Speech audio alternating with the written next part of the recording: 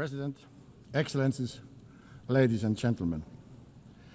United Nations is an idea of a better world. It is an idea that is not an abstract construction nor an empty declaration, but carefully crafted agreement. The grand agreement that is the basis of a current multilateral world order.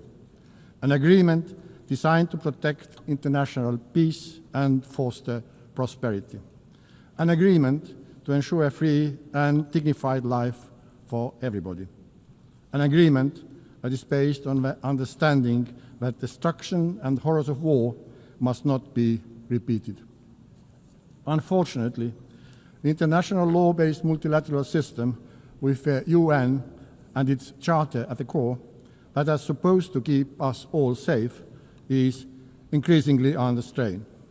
Its fundamental principles are violated in numerous conflicts across the world.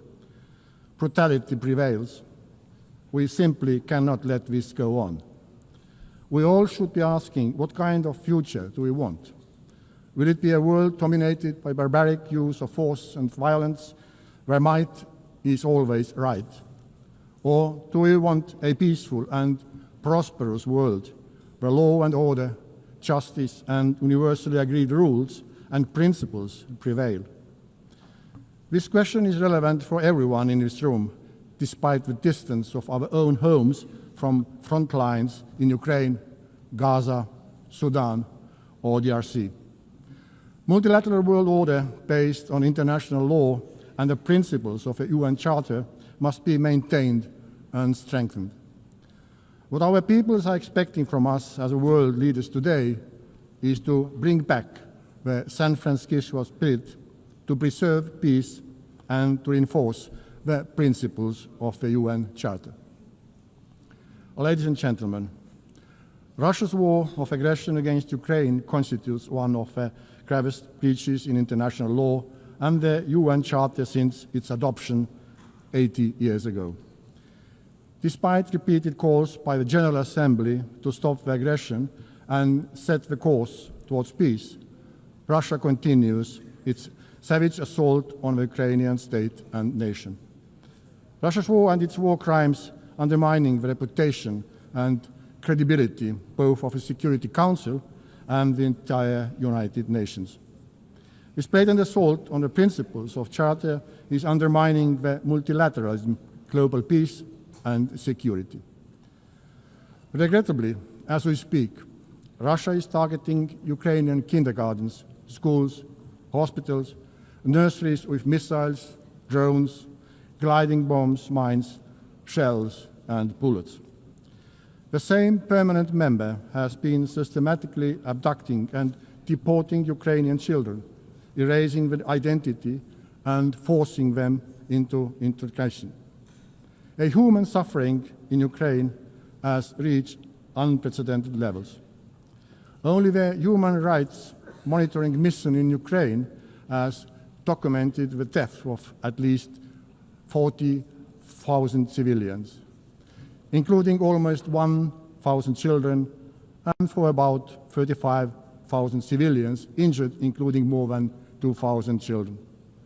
The death toll increases with every year, month, week, and day.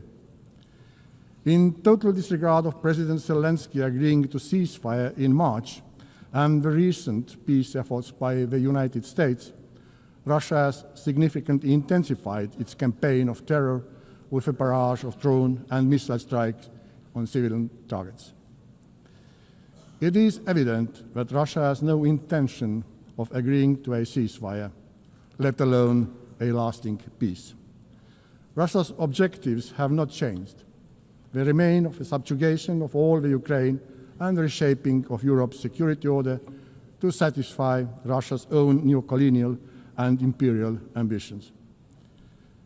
The increasing violations of neighboring countries' airspace by Russian drones and missiles are yet another escalation and a stark reminder of Russia's aggression threatens not only Ukraine, but the security of the entire region.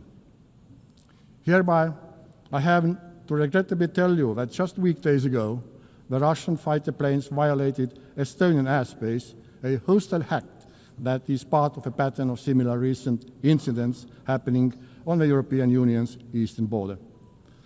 Therefore, the only viable way forward towards a ceasefire and just and lasting peace is to increase collective international pressure on Russia to force them to peace in Ukraine and to act in a way that is expected from the permanent member of the Security Council. Let me assure that my own country, Estonia, will continue to do everything possible to reinforce Ukraine's ability to defend itself in full conformity with Article 51 of the United Charter. Doing so, we are defending the sovereign equality of all member states, large and small, one of the core principles of which the United Nations was founded. We are also advocating for making Russia accountable for its crimes in Ukraine, including for the crime of aggression, as we know too well that impunity only leads to new crimes, new suffering, and even greater injustice. Ladies and gentlemen, the international law-based multilateral system has also failed to protect Palestinians and Israelis.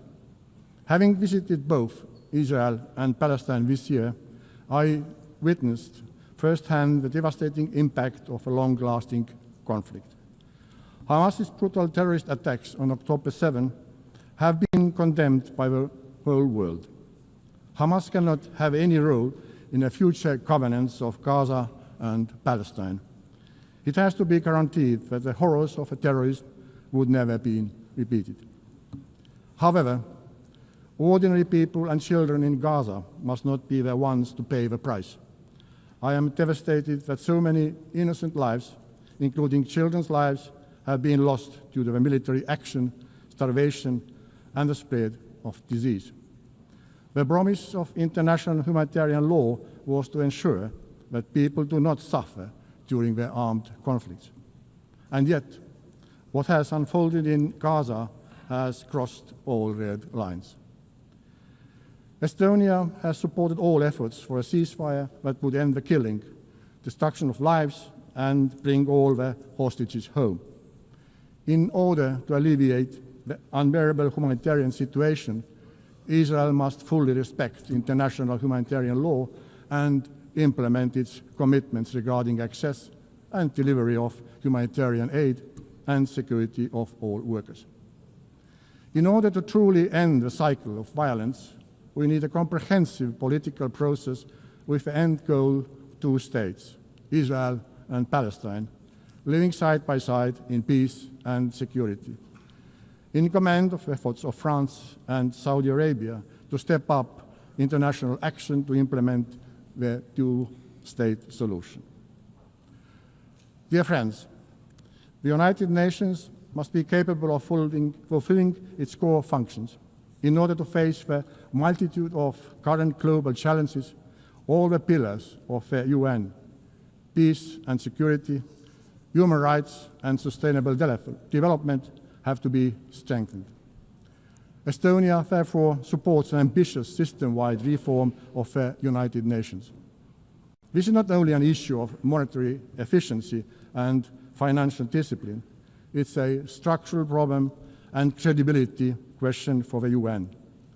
For this reason, we are fully behind the Secretary General in endeavors in pushing the UN 80 reform vigorously forward. Within this transformation, the reform of the Security Council is of central importance. Estonia supports the expansion of the Security Council membership so that it would include countries that have, inter alia, demonstrated their unwavering commitment to international law and the principle of UN Charter, and have consistently acted in accordance with these principles. Furthermore, if we want to have functional and respected council, we also need to restrict the use, or rather abuse, of the veto, increase the transparency of the council's work and its accountability. Last but not least, we also need to ensure transparency when it comes to the selection of the next Secretary General of the United Nations. After 80 years of men-only leadership, we are very supportive to the idea that based on a fair process seeking the most qualified candidate, it is high time for a woman to be chosen as a UN Secretary General. We need to put forward ambitious selection criteria, clear timeline, and assure greater role of a General Assembly in this process. Given the current credibility crisis of the UN, we cannot afford to fall short in the selection process. Dear ladies and gentlemen, sustainable development with clearly defined goals remains a central focus of the UN. We have to redouble our united efforts to address global challenges, like the effects of ongoing climate change, which are getting worse in all parts of the world. The upcoming COP30 in Brazil should be a turning point. Countries should submit strong climate plans. These plans should cover all parts of the economy and follow a 1.3 degree goal of the Paris Agreement. Substantial progress during this decade is crucial. We must work together to triple renewable energy production by 2030, because this is the most effective way to reduce emissions. Estonia shows that this is possible. We used to rely on oil shale, a local fossil fuel, for our energy production, but today nearly 40% of our electricity comes from renewable sources. This change happened because of political will and private investments. Let us now raise our ambition together, like we did when we agreed on a World Cleanup Day to be acted upon on 20th September at Estonia's initiative and example worldwide. Not to celebrate it, but to do it. Dear colleagues, in myriad of challenges we face, accessible education is a prerequisite of understanding the current problems, learning from the mistakes of the past, and crafting a better world. Estonian educational system ranks high in many international rankings. We see how this has had an impact to many other fields where Estonia has been doing well, including digital governance, media freedom, and innovation. Our goal is to share with our partners, including through UNICEF board, our diverse experience in innovation, in education, developing educational policies, reforming education, and improving the availability of high-quality education. Every situation, every culture, every context is unique and requires specifically developed solutions. However, allow me to draw your attention to one of specific experience of ours. In 1991, at the start of the Internet revolution, we decided to radically integrate computers and Internet into our educational system. The program Tiger Leap, which had the aim of opening a computer class in every Estonian school within a year, was a cornerstone of Estonia becoming one of the most digital societies in the world today. The world today looks different from the one 34 years ago. But new technology is there again and waiting to put it into the best use. Therefore, Estonia is making a new leap, the artificial intelligence leap. We are again providing the best technological tools available to our students and teachers so that we keep comparative edge in education for years to come. Equipping citizens with the skills to use AI wisely and responsibly is essential. They must serve dignity, development, and human rights, not the other way around.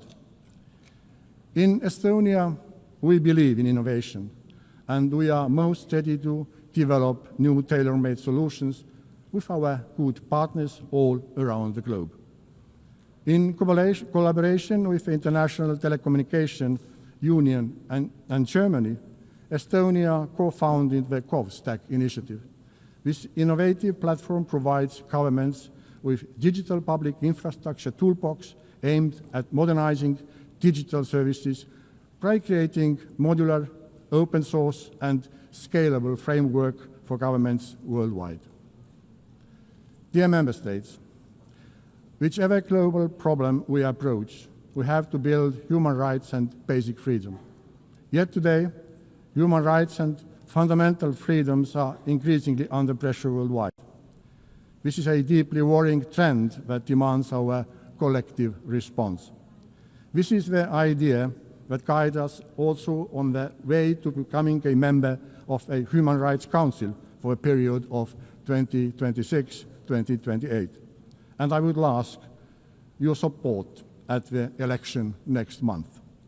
Our priorities during our membership are the promotion and protection of children's rights, safeguarding digital rights and reducing the digital divide, and advancing media reform. All three are critical for advancing democracy and protecting international law-based multilateral world order. We are capable of learning as human beings and as a mankind. We learn from mistakes. We get up and will do better. Let us do it. Thank you for your attention.